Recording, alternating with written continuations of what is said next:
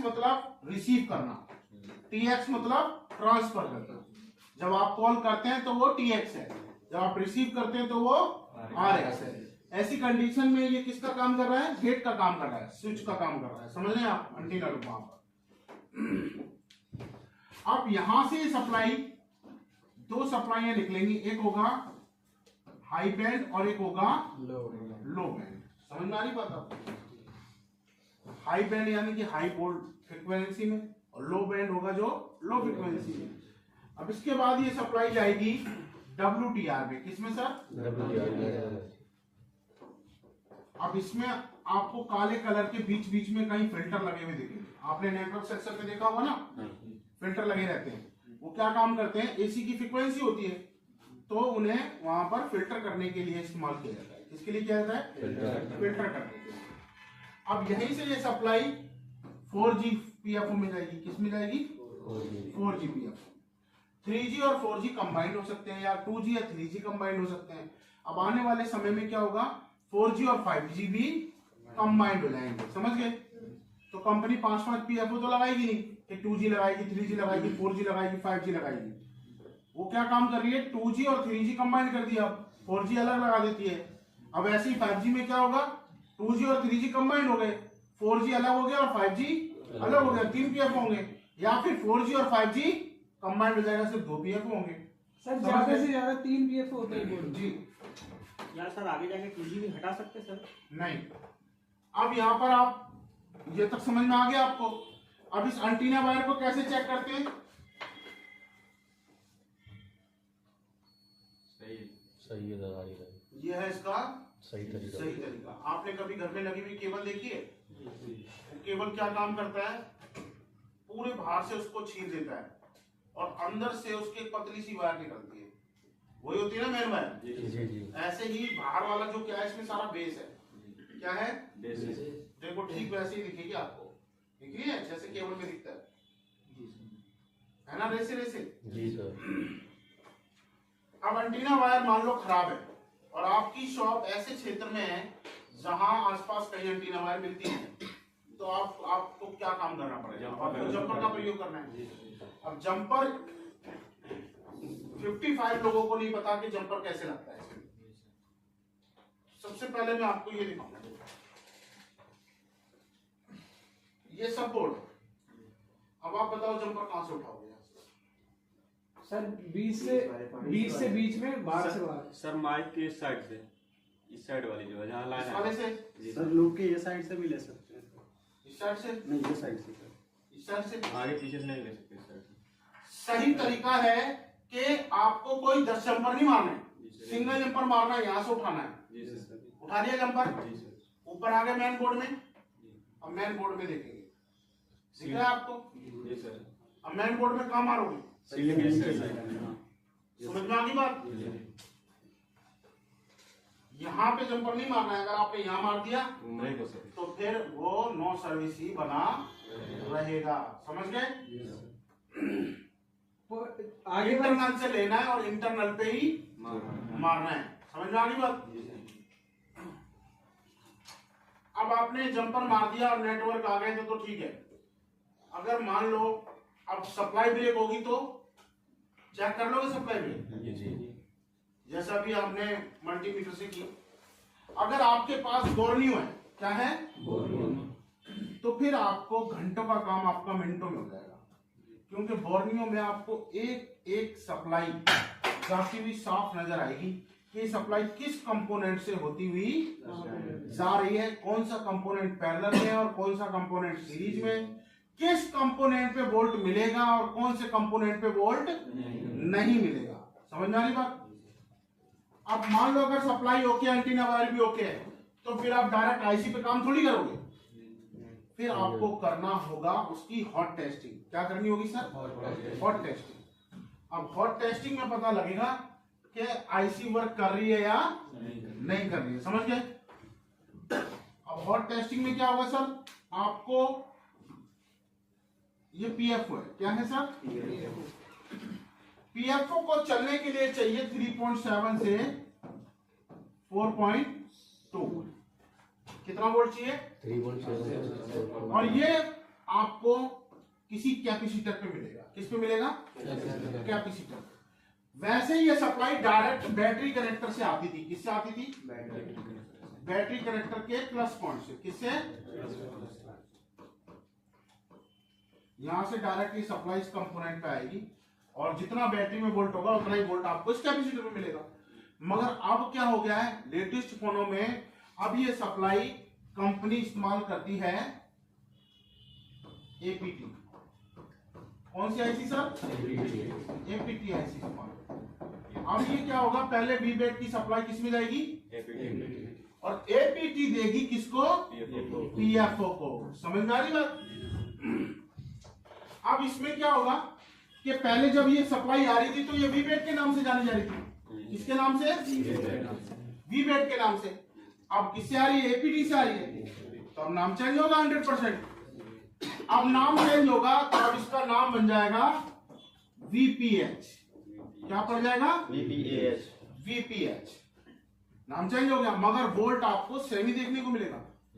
3.7 से 4.2 देखने को मिलेगा। और कंपनी ने एपीटी का इस्तेमाल क्यों किया है? क्योंकि जहां लो फ्रीक्वेंसी होती है, क्या होती है? Low frequency. तो पहले क्या था, ये सीमा कहां तक तय थी? 4.2 तक। मगर अब एपीटी क्या करेगी, जहां लो फ्रीक्वेंसी होगी वहां आपको 6 वोल्ट तक देगी। समझ लें, जैसे आप किसी बेसमेंट में गए तो वहां नेटवर्क आपके कम होते हैं ना, एपीटी वहां जोड़ लगाएगी। समझ लें, वोल्ट ज्यादा देगी जिससे कि नेटवर्क आगे बढ़े, बस्ट बूस्ट हो सके। समझ लें आप। और इसीलिए एपीटी के पास आपको एक क्वाइल भी देखने को मिलेगी। क्या देखने को मिलेगी? क्वाइल, जो वहां पर वोल्ट को बूस्ट कर रही है। अब ये एपीटी के पास आपको कैपेसिटर भी देखने को मिलेंगे। तो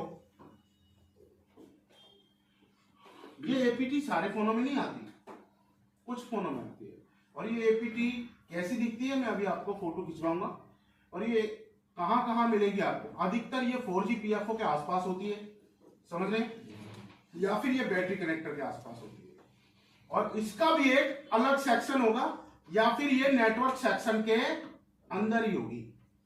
समझ लें, देखो कैसी दिखती है।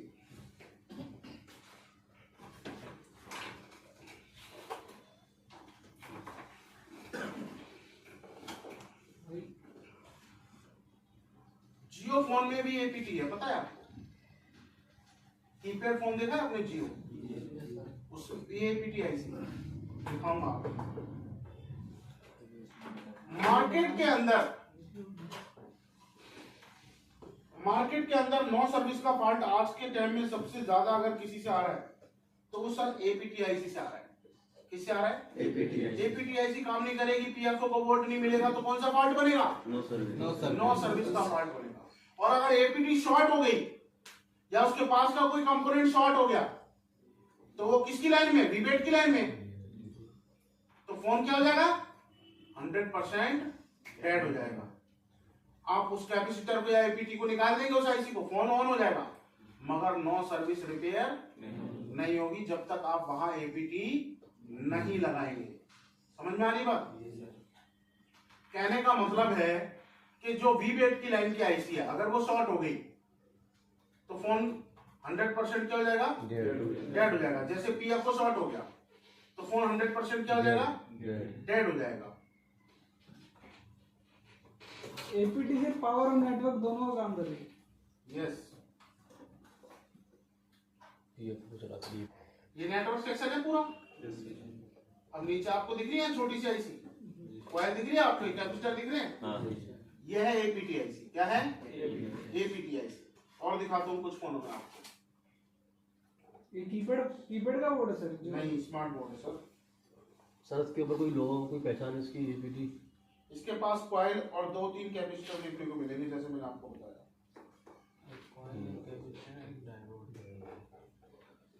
डायोड तो हो भी ना हो मगर आपको कॉइल 100% मिलेगी। Single coil. जी सर, देखो इसमें 4G पीएफओ के पास देखिए नीचे। हाँ सर, है सर। और दिखाऊं? APT। ये कौन सी आईसी है? WTR। WTR मिल गई आपको। अब WTR से ऊपर आप आएंगे, कहाँ लगी ये पीटी? साइड वाली कहाँ पर बताओ? यही नहीं वो नहीं सर, कोई के हाँ ये कोयल के साथ करंट ये है एपीटी। क्या है? एपीटी। एपीटी पहचान लोगे आप? समझ गए? रुकना सर एक बस ग्रुप में भेज देना सर। निकाल के भेज दूं? क्यों भाई? जी सर।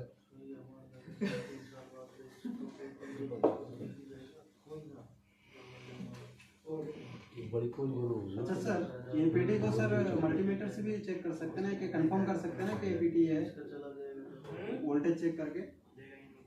हाँ बेटा, वोल्टेज से पता लग जाएगा एपीटी काम कर रही है नहीं कर रही। नहीं मतलब एपीटी है कि नहीं ये कंफर्म हो जाएगा। नहीं, वो तो उससे पता लग जाएगा ना, वीबेट की लाइन में है, वीबेट की लाइन से डायरेक्ट पीएफओ पे लाइन आ रही है। Yes sir. समझ में आया आपको यहाँ तक?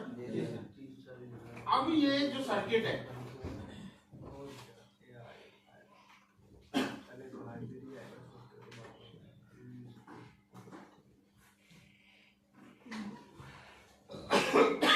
यहाँ तक की सप्लाई आपकी समझ में आ गई है? जी सर।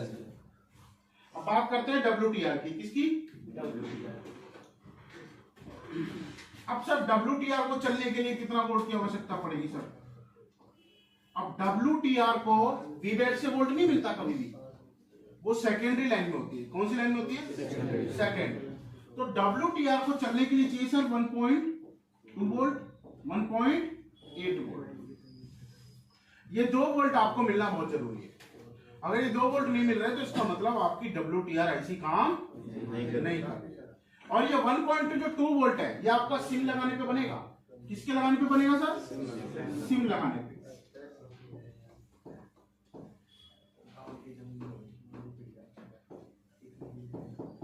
बगैर सिम लगाने पे आपको ये 1.2 वोल्ट नहीं मिलेगा। समझ गए? कहीं आप बगैर सिम के लगा के, और ये वोल्ट मिलेगा तब जब आप इसमें बैटरी लगाएंगे। क्या लगाएंगे? बैटरी लगाएंगे या डीसी पावर सप्लाई मशीन से वोल्ट देंगे। कहीं आप पूल टेस्टिंग में वोल्ट ढूंढोगे, वोल्ट कहाँ मिल रहा है? वोल्ट तो जब भी मिलेगा ना जब आप हॉट टेस्टिंग करेंगे। समझ में आ गई बात? तो कभी भी हम किसी भी आईसी को डायरेक्ट नहीं निकालते, पहले उसका इनपुट और आउटपुट चेक करते हैं। क्या चेक करते हैं? इनपुट और आउटपुट। जैसे हमारा WTR का है वैसे ही हमारा पीएफओ का भी है। किसका है? पीएफओ पे भी आपको 3.7 से 4.2 और 1.8 वोल्ट मिलेगा। अब इसमें जो ये 1.8 वोल्ट है ये पावर से जनरेट होता है। किससे जनरेट होता है? पावर से। जिसे पावर की लाइन से अगर जो वोल्ट पावर से निकलता है उसे हम VRG के नाम से जानते हैं। किसके नाम से? किससे निकलेगा सर? पावर से। वोल्टेज रेगुलर ये लाइन के नाम है। किसके नाम है? लाइन। जैसे बैटरी कनेक्टर की प्लस पॉइंट से वोल्ट निकला तो वो किसके नाम से निकला? V back. समझ रहे? ऐसे ही अगर पावर से निकला तो वो VRG, वोल्टेज रेगुलर। समझ गए? और अगर ये मिनी पावर से निकलता, किससे निकलता? मिनी पावर से।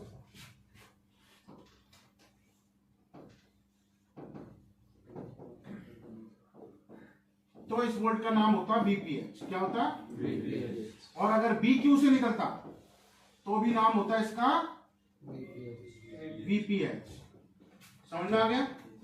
VPH में और VBAT में कोई फर्क नहीं है, सिर्फ नाम डिफरेंस है।